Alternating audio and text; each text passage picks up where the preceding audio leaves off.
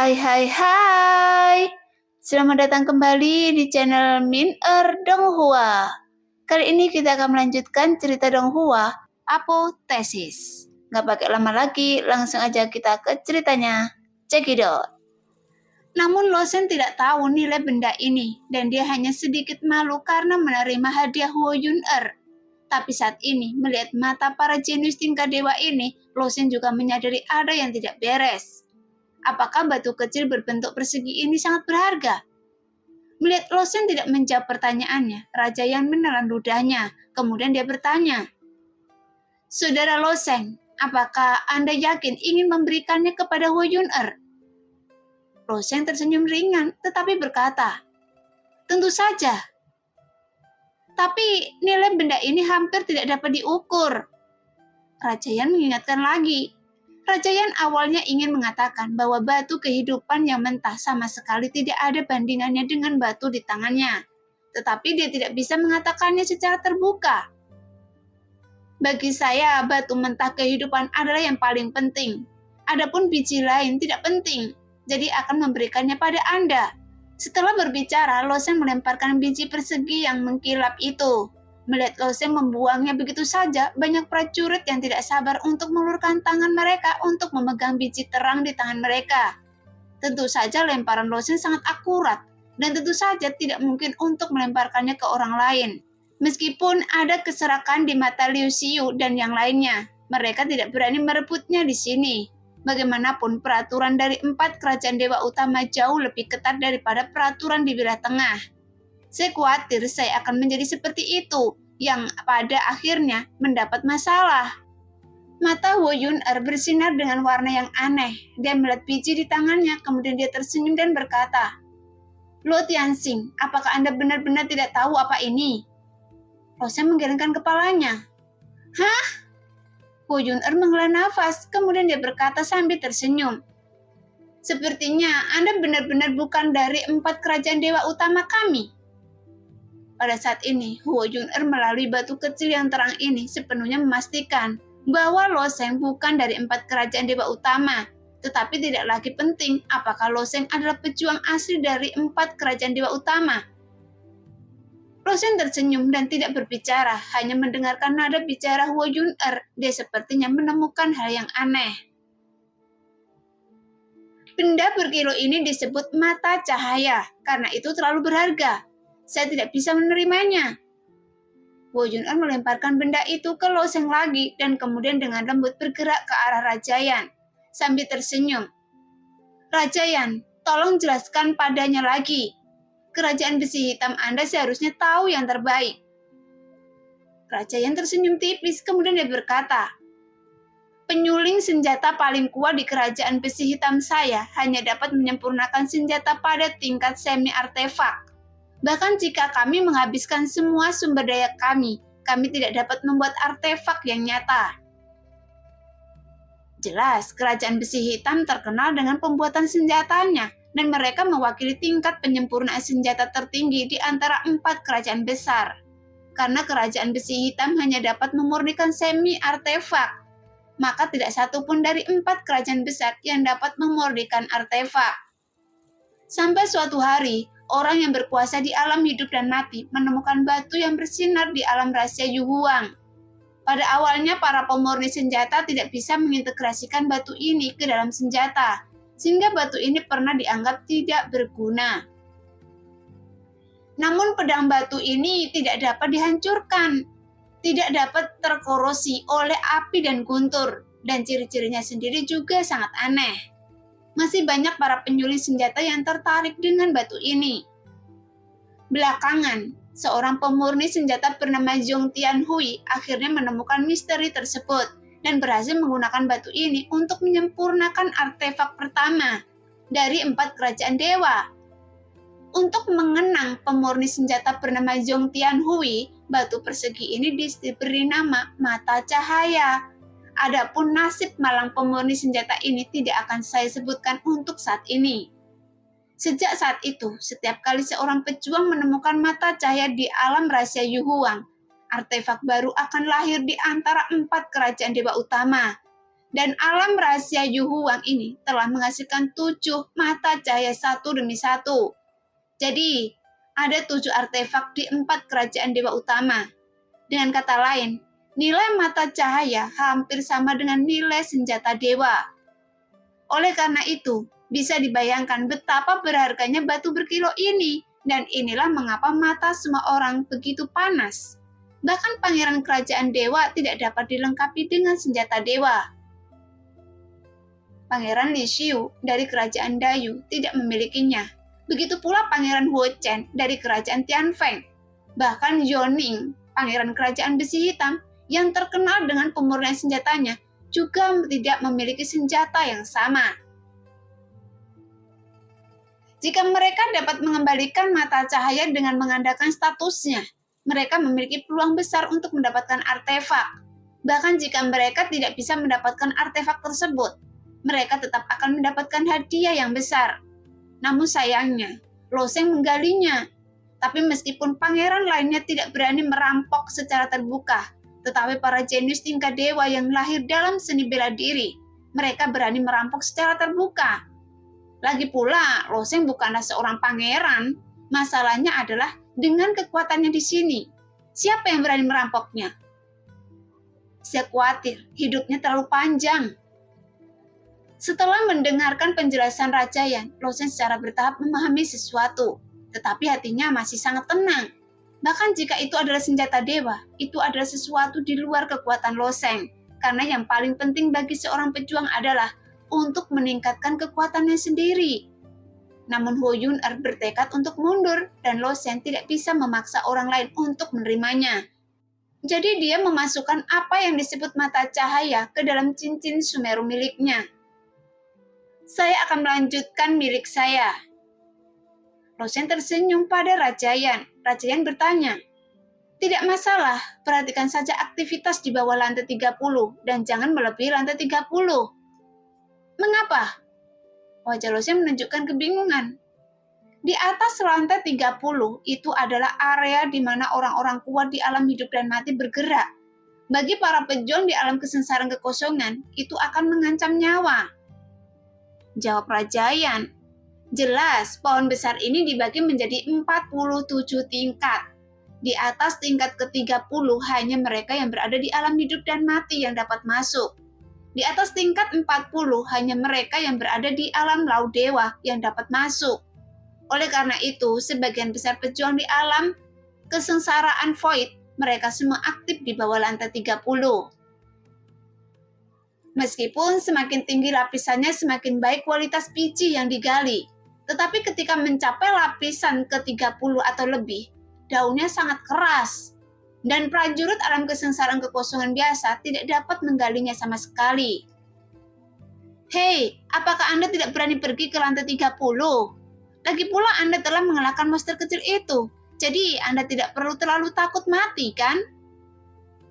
Liu Xiu tertawa dingin lalu bergegas menuju piramida. Tapi dia membawa sebuah mining beliung dengan bentuk yang sangat berlebihan. Api terus-menerus keluar dari tanduk depan dan belakang beliung tambang. Ternyata itu adalah senjata suci bermutu tinggi. Setelah Liu Xiu melompat beberapa kali, dia langsung naik ke lantai 30 piramida, menemukan pintu sempit dan segera masuk. Jangan dengarkan provokasinya, level saat ini sudah cukup untuk menemukan batu kehidupan. Raja Yan khawatir Lo Sheng akan terprovokasi dan benar-benar naik ke level 30. Lo Sheng tersenyum tipis dan memahami kekhawatiran Raja Yan, tapi bagaimana dia bisa terprovokasi dengan metode kekanak-kanakan seperti itu? Hanya saja waktunya hampir habis dan masih penting untuk menemukan batu kasar kehidupan. Jadi Lo Sheng sekali lagi memasuki pintu sempit di lantai 29 piramida. Secara umum, keberuntungan Lo Sheng cukup bagus. Dia tidak mendapatkan banyak keuntungan setelah masuk untuk kedua kalinya. Tetapi ketika dia masuk untuk ketiga kalinya, dia menemukan sarang batu kehidupan lainnya. Kemudian Lo Sheng dengan cepat menghancurkan daunnya dan sekali lagi memasukkan batu kehidupan mentah ini ke dalam cincin Sumeru. Tapi Lo Sheng menemukan bahwa batu kehidupan tidak muncul. Tetapi ketika muncul, mereka pasti berada di dalam sarang. Terkadang ada lebih dari selusin, dan terkadang ada lusinan. Kemudian Loseng terus masuk melalui pintu sempit dan keluar dari celah. 10 kali, 20 kali, 30 kali. Secara bertahap, batu kehidupan di cincin Sumeru Loseng telah terakumulasi 2 hingga 300. Namun jumlah ini masih jauh dari tujuan yang direncanakan Loseng. Dan hal yang paling merepotkan adalah semua daun di lapisan ke-29 hilang. Berkeliling sendirian, dia hampir yakin bahwa tidak ada batu kehidupan di seluruh lantai 29. Sekarang Loseng juga mencari di sekitar lantai 28 dan hanya menemukan sarang batu kehidupan. Sedangkan untuk lantai 27, Loseng tidak pernah menemukannya sama sekali. Melihat waktu berlalu sedikit demi sedikit, dia baru menyelesaikan 1/4 dari tujuannya. Loseng mengarahkan pandangannya ke lantai 30. Meskipun lantai 30 sama sulitnya dengan yang dikatakan Rajayan, bagi Loseng seharusnya itu tidak sulit. Karena Loseng bisa menemukan batu kehidupan sebelumnya, jadi dia terlalu malas untuk memasuki lantai 30. Sekarang batu kehidupan di lantai 29 telah dilubangi olehnya, jadi dia hanya bisa terus memanjat. Setelah kembali ke piramida, Loseng bersiap untuk bergerak menuju piramida lantai 30. Setiap kali Loseng keluar, dia selalu dapat menemukan sekelompok besar orang mengobrol di sini, dan Loseng penasaran, apa maksud orang-orang ini dengan menonton di sini? Jika mereka tidak meluangkan waktu untuk menambang. Tetapi ketika dia keluar kali ini, Loseng menemukan bahwa orang-orang ini berkumpul di sini untuk memperdagangkan biji di tangan mereka. Entah dari mana pohon besar ini menyedot bijinya. Jenisnya sangat beragam, dan setiap orang bisa mendapatkan apa yang dibutuhkannya melalui berdagang. Tepat ketika Loseng hendak mendaki, dia tiba-tiba memikirkannya dan berjalan menuju sekelompok orang. Ketika Loseng berjalan sendirian, sekelompok orang tiba-tiba berhenti berbicara. Kali ini, pusat perhatian Loseng menjadi lebih besar, dan dia telah meninggalkan kesan yang sangat mendalam di benak generasi muda jenius tingkat dewa. Tapi Loseng terlalu malas untuk memperhatikan. Dia hanya mengeluarkan beberapa biji di cincin Sumi satu persatu dan menumpuknya di tanah. Kemudian dia berkata, "Siapapun yang menggali batu mentah kehidupan, Anda dapat menukarnya dengan saya." Lagi pula, sebagian besar jenius tingkat dewa ini aktif di atas lantai 20, tetapi batasnya ada sekitar lantai 25 dan 26. Dengan kekuatan mereka tidak dapat menggali dengan kuat, dan secara alami tidak dapat mengeluarkannya biji di dalamnya. Dan Loseng telah aktif di lantai 29. Selain batu kehidupan mentah, dia akan menggali beberapa biji lain dengan bentuk bagus dan warna indah saat dia melihatnya. Ditambah dengan pilihan penambangan tingkat beliung suci tingkat rendah dan sejumlah kecil kekuatan skala naga.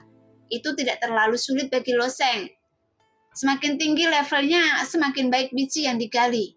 Adapun biji lain juga tidak berguna bagi Loseng. Tetapi ada juga beberapa biji langka, dan nilai beberapa biji bahkan tidak lebih rendah dari batu kehidupan mentah. Jadi ketika Loseng membuang biji yang berserakan, cahaya aneh tiba-tiba keluar dari mata beberapa prajurit, karena beberapa dari biji ini adalah yang mereka butuhkan. Sehingga banyak prajurit yang tertarik dengan tumpukan biji di tanah.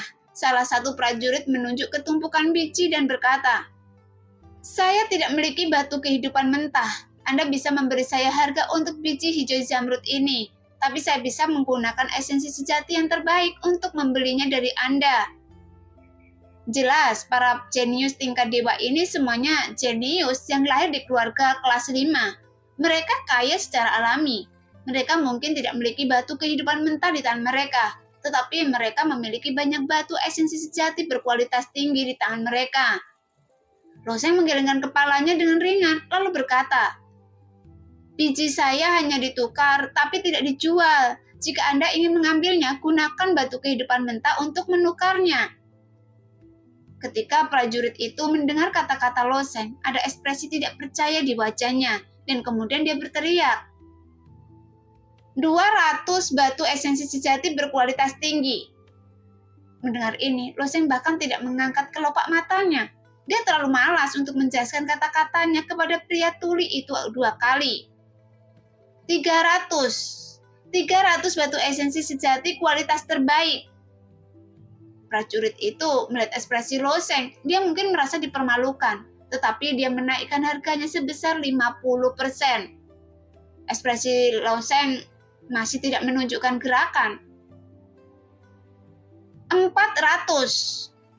Prajurit itu menambahkan 100 lagi. Faktanya harga Pirus ini di dunia luar adalah sekitar 500 esensi sejati berkualitas tinggi. Ini adalah asal mula biji. Jadi harga pembeliannya secara alami akan menjadi jauh lebih rendah. Tapi Lo Sheng masih tidak bergerak, tapi terus mengamati sekeliling lalu berkata, "Saya tidak punya banyak waktu. Jika Anda memiliki batu kehidupan mentah, Anda dapat menukarnya dengan itu." "Apa maksud Anda? Harga pembelian saya tidak murah lagi."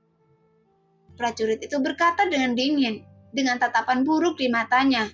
Dia menemukan bahwa dia benar-benar diabaikan oleh Lo Sheng dan warna merah cerah muncul di wajahnya.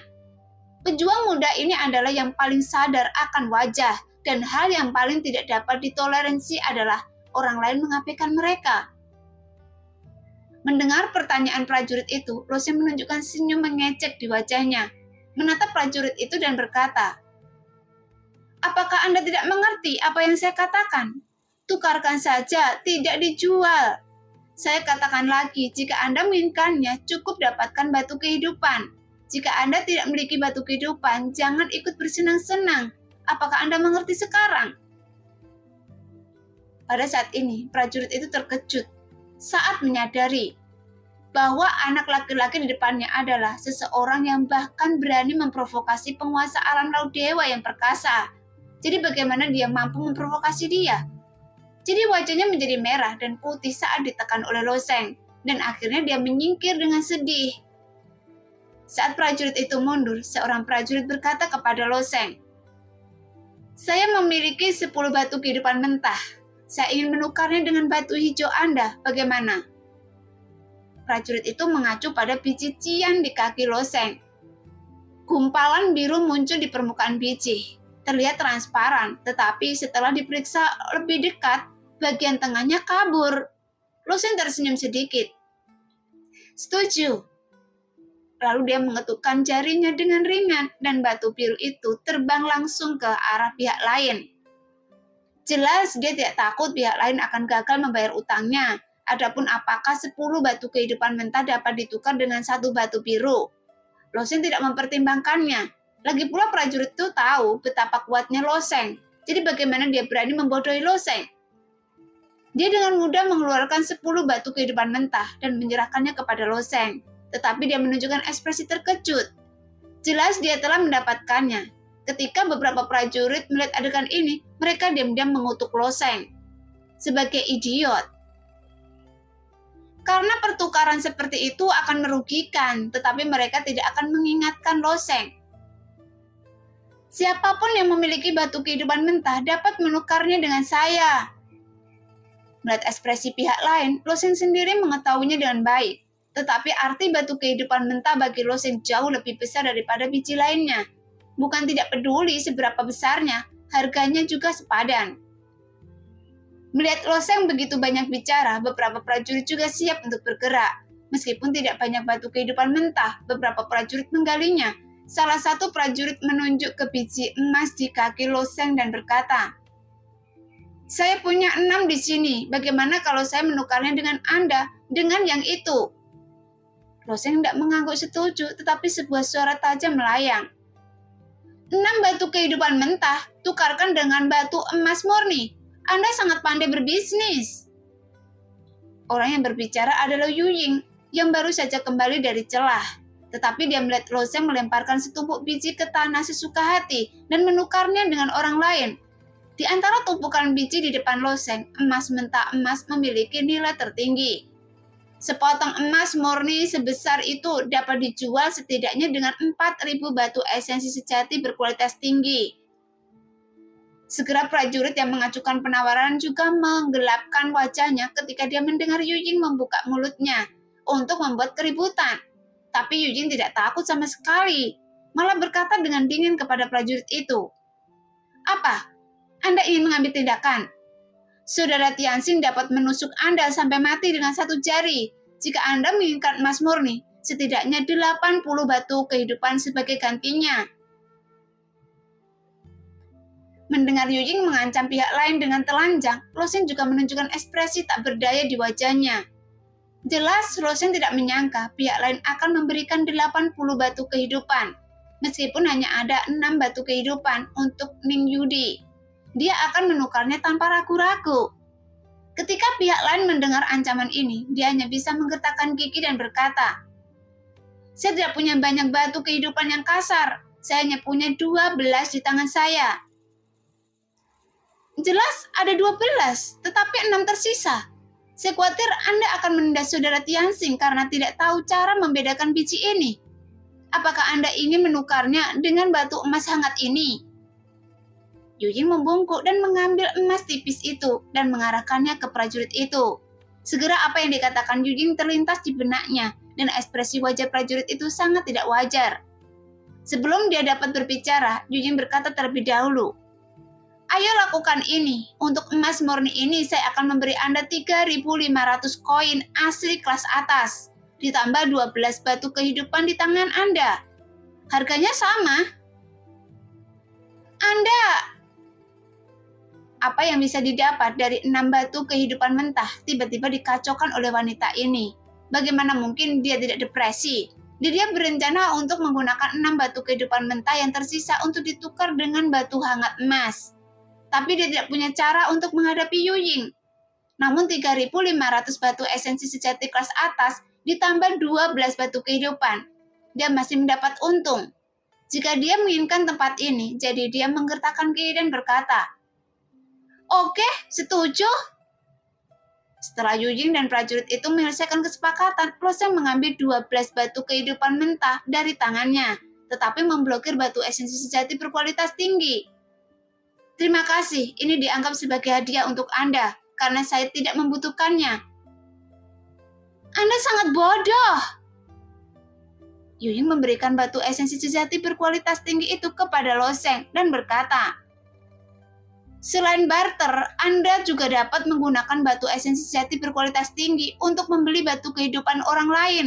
Dan batu kehidupan yang kasar pada dasarnya digali dalam satu sarang. Setidaknya 8 atau 10. Jarang melihat 6 batu digali. Dia bilang dia punya 6 di tangannya, yang jelas-jelas disembunyikan dan ingin memeras Anda." Dimarahi oleh Yu Ying, Lo Sheng sedikit terkejut. Wanita ini jauh lebih pintar dari yang dia bayangkan Lo Sheng. Tapi ini tidak bisa disalahkan pada Lo Sheng. Dia tidak memahami situasi pasar biji ini. Dan Yu Ying adalah seorang pejuang di kerajaan besi hitam. Dia telah terpapar dan mengidentifikasinya sejak dia masih kecil. Dan biji ini adalah diproduksi di Laut Suci Tianyu. Tetapi Lo Sheng tidak dapat mengetahui informasinya melalui ingatan akan kehendak dunia. "Demi menyelamatkan saya akan membantu Anda menukar batu kehidupan di sini." Yu Ying tersenyum. "Tapi saya harus mengambil komisi untuk setiap transaksi." Jelas, dengan wanita yang cerdik membantunya mengurus biji-biji tersebut, dia sendiri tidak peduli dengan nilai biji-biji lainnya. Sedangkan untuk mengumpulkan komisi, dia tidak terlalu peduli, tetapi sangat senang. Jadi Lo Sheng segera mengangguk dan tersenyum. "Baiklah, kalau begitu saya menyerahkan masalah ini pada Anda untuk menganiayanya." Meskipun kekuatan Yu Ying sendiri tidak mencukupi dan kekuatan prajurit wanita umumnya lebih lemah dibandingkan prajurit pria, dia hanya bisa menambang di lantai 19 hingga 20. Setelah bekerja keras dalam waktu yang lama, dia mungkin tidak bisa mendapatkan hasil yang baik. Dengan membantu Lo Sheng merawat biji-biji ini di sini, itu dapat dianggap sebagai orang yang memanfaatkannya sebaik mungkin. Setelah Lo Sheng pergi, Yu Ying mengangkat alisnya yang indah dan tersenyum manis pada banyak prajurit. "Teman-teman, Anda dapat memilih sebanyak yang Anda suka. Saya punya diskon di sini, tapi batu kehidupan diprioritaskan." Mendengar kata-kata tajam Yu Ying, semua prajurit memutar mata mereka, kecuali orang pertama yang mendapat tawaran yang lain selangkah lebih lambat. Untungnya, harga yang ditawarkan wanita ini tidak terlalu tinggi. Meski keterlaluan, beberapa orang tetap memilih biji yang mereka sukai di sekitar Yu Ying. Sekarang Lo Sheng terbang ke piramida dan dengan cepat memasuki lantai 30 piramida. Lantai 30 ini umumnya hanya dapat diakses oleh mereka yang kuat di alam hidup dan mati.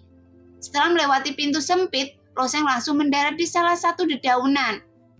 Daun di lantai 32 kali lebih besar dari daun di lantai 29. Semakin tinggi daun pohon besar ini, semakin lebar dan semakin gelap warnanya. Pada saat yang sama, daunnya menjadi lebih banyak dan lebih sulit untuk digali.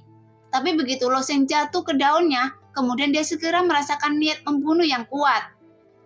Pada saat ini di atas daunnya terdapat seekor serangga besar yang bersinar dengan cahaya hijau zamrud. Serangga itu tingginya 2 orang, berkaki 6, sepasang mata menjamuk berwarna coklat di kepalanya, dan perutnya terbungkus sisik yang berkilauan dengan cahaya biru. Ketika Loseng baru saja berdiri di atas daun, serangga itu menungkik ke arah Loseng. Melihat serangga besar ini, ekspresi wajah Loseng sedikit berubah, dan alisnya juga berkerut, karena semua makhluk di Laut Suci Tianyu mengorbankan darahnya. Tapi mengapa masih ada makhluk hidup di sini? Segera serangga itu menusuk Loseng dengan kaki depan seperti tombak di depannya, dan duri tajam itu langsung membuat lubang kecil di daun. Kaki depan yang tajam, kekuatan yang sangat kuat. Bahkan jika itu adalah daun di lantai 29, Loseng harus mengaktifkan kekuatan lebih dari 100 sisik naga sebelum dia dapat menggunakan beliung penambangan tingkat suci untuk membukanya. Jadi daun tingkat 30 ini seharusnya lebih kuat lagi. Namun serangga ini justru membuat lubang kecil dengan satu serangan yang menunjukkan ketajaman kaki depannya sebanding dengan senjata suci. Dan kekuatannya mungkin tidak lebih lemah dari prajurit biasa di alam hidup dan mati. Jadi tidak heran Raja Yan memberitahu Loseng bahwa penambangan di atas level 30 tidak cocok untuk prajurit alam kesengsaraan kekosongan biasa. Setelah serangga itu melebarkan sayapnya, ia bergegas menuju Loseng, sehingga sosok Loseng melintas sedikit dan langsung menghindari kaki depan yang menusuk ke arahnya. Ketika pertama kali di wilayah timur, Loseng berurusan dengan banyak serangga pisau. Kekuatan serangga pisau secara alami tidak mungkin dibandingkan dengan serangga di depannya. Tetapi kelemahan semua serangga harusnya ada di perut. Jadi setelah melihat kesisiknya tertutup di bagian perutnya, Loseng menghindari sepasang kaki depan yang seperti penusuk. Loseng mencondongkan tubuh ke depan perut serangga besar itu dan menampar telapak tangannya dengan kuat.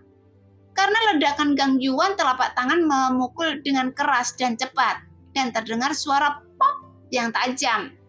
Sehingga sisik besar di perut serangga tersebut langsung dihancurkan berkeping-keping oleh Loseng, yang menyebabkan serangga besar itu menjerit. Namun tiba-tiba melebarkan sayapnya dan mundur. Setelah Loseng menghancurkan sisik perutnya, dia melihat perutnya yang transparan sepertinya dipenuhi biji dengan berbagai warna. Apakah serangga ini hidup di biji? Apakah benda ini dianggap makhluk hidup? Loseng menghela nafas dalam hatinya, tetapi sosoknya bersinar dan kecepatan pengejarannya tidak lambat sama sekali. Karena ada banyak biji di dalamnya, tubuh serangga itu tidak perlu menyimpannya. Tapi Loseng pergi mencarinya daun demi daun. Namun serangga besar ini juga sangat licik. Dengan sayapnya yang melambai, dia langsung melompat dari satu daun ke daun lainnya. Kali ini, Loseng kehabisan akal. Selama dia meninggalkan daun ini, Loseng akan ditarik oleh gravitasi yang sangat besar dan jatuh kembali keluar melalui celah. Dia harus memanjat piramida lagi dan memasuki pintu sempit. Karena Loseng tidak bisa menahan gravitasi yang sangat besar, tentu saja dia tidak bisa melompat dari daun ini ke daun lainnya. Serangga besar itu sepertinya tahu bahwa Loseng tidak bisa mengejarnya dan benar-benar mengangkat dua kaki depannya yang seperti tombak, terus-menerus memprovokasi Loseng. Dengan temperamen Loseng saat ini, bahkan jika beberapa prajurit memprovokasi dia bisa menutup mata, apalagi serangga besar. Dia terlihat acuh tak acuh, tapi dia mulai melihat biji di daunan. Jika serangga besar sialan ini berani terbang, Loseng tentu saja tidak akan melepaskannya. Di antara daun lebar ini, Loseng juga mencari-cari. Dengan kekecewaan di matanya, tidak ada batu kehidupan mentah di daun ini. Tetapi dia masih menemukan beberapa potong biji dengan warna cerah dan bentuk khusus. Jadi dia gunakan saja penambangannya. Pilih untuk menggalinya dari dedaunan, namun kekerasan tingkat ke-30 jauh lebih tinggi daripada tingkat ke-29. Tetapi masih dalam kisaran yang dapat diterima oleh Loseng. Dia hanya perlu mengaktifkan kekuatan 300 sisik naga untuk menggali daunnya. Tepat setelah Loseng menggali beberapa biji, dia menggelengkan kepalanya dan melihat sekeliling. Dia memang melihat serangga besar, sepertinya dia juga menggunakan dua kaki depan seperti tombak tajam untuk menyodok daun. Setelah beberapa saat, daunnya ditusuk olehnya. Setelah dia menggali lubang besar, kemudian serangga itu menundukkan kepalanya dan menelan biji di mulutnya. Serangga besar ini benar-benar mencari nafkah dengan memakan biji. Loseng menatap serangga besar itu dan tiba-tiba matanya bersinar. Serangga besar itu hanya ada di daun sebelah, tidak jauh dari Loseng. Tapi dari sini dia bisa melihat dengan jelas perut transparan serangga besar itu. Melihat ke dalam dari perut, Loseng melihat lusinan batu kehidupan. Setelah perkiraan kasar, setidaknya ada 50 atau 60 batu kehidupan yang kasar. Loseng meremas tangannya. Tampaknya serangga besar ini harus dibunuh. Memikirkan hal ini, Loseng melompat ke bawah. Sambil melompat ke bawah, Loseng melihat ke belakang dan melihat ke atas. Serangga besar itu tidak peduli dengan gerakannya sendiri. Dia masih menundukkan kepalanya dan menelan bijinya. Saat dia jatuh ke dalam celah, Loseng muncul di sisi piramida. Dia hendak memanjat piramida dan dia mendengar Yuying berteriak dari samping. Saudara Tianxing, saya telah menembus 10 batu kehidupan mentah untuk Anda. Ada juga 2000 batu esensi sejati kualitas terbaik. Para jenius tingkat dewa yang datang ke sini memiliki banyak batu esensi sejati kelas atas di tangan mereka, tetapi tidak banyak batu kehidupan mentah. Loseng mengangguk, dengan ringan menyentuh cincin sumi di tangannya, dan 7 atau 8 biji terbang menuju Yuying, tapi dia langsung bergegas ke piramida. Ah, kristal ungu, batu bulan sabit, dan batu jantung air jernih. Yuying sudah memanggil nama sebagian besar biji tersebut saat mereka masih di udara. Ketika prajurit lain mendengar kata-kata Yuying, mereka juga bergegas maju. Ketika mereka melihat biji dengan jelas, wajah mereka menunjukkan ekspresi yang sangat tidak seimbang. Keberuntungan macam apa yang dimiliki Lo Tianxing? Bahkan di lantai 30 mustahil untuk menggali begitu banyak hal baik sekaligus. Ya, kami juga memiliki beberapa prajurit yang telah memasuki lantai 30 ke atas, menggali 2 beliung penambangan dan hanya menggali beberapa benda yang jarang dan biasa saja. Tapi mengapa orang ini? Belum lagi kekuatannya sendiri, keberuntungannya sangat bagus. Jadi dewa sungguh tidak adil. Jelas, keberuntungan adalah aspek yang paling mungkin membuat iri orang. Kebanyakan orang akan mengagumi kekuatan yang kuat, namun jika pihak lain meraih prestasi tertentu dengan mengandalkan keberuntungan. Jadi, mau tidak mau, mereka akan merasakan ketidakseimbangan psikologis, namun mereka tidak tahu caranya. Perlakukan orang paling berkuasa di dunia bagi sebagian orang, keberuntungan adalah bagian dari kekuatan. Alasan mengapa Loseng bergegas ke depan adalah secara alami untuk menargetkan serangga besar itu. Dia bergegas dengan cepat, menemukan pintu sempit sebelumnya, dan kemudian masuk melalui pintu sempit di sebelah. Setiap pintu sempit berhubungan dengan daun pohon besar, dan pintu sempit di sebelahnya berhubungan dengan daun di sebelahnya. Jika Loseng cukup cepat, serangga besar itu masih harus berkonsentrasi memakan bijinya. Nah, demikianlah cerita hari ini. Terima kasih yang sudah menonton video Min Earth sampai selesai. Sampai jumpa di video selanjutnya. Bye-bye.